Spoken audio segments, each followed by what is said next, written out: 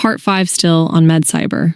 And if you're good at typing and you have sharp listening skills and also you know some medical terms, this might be a great fit for you. Now, don't worry about those medical terms because you can get to understand these medical terms as you work.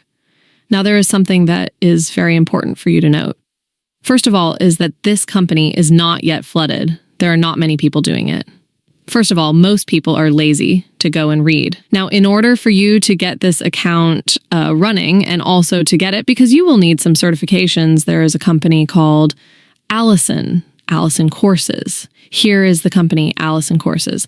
Now, with this Allison Courses, if you want to be accepted by Med very quickly, consider doing the certification, and it is a must. It is a must do. Now, Allison is free, okay? To study there is free.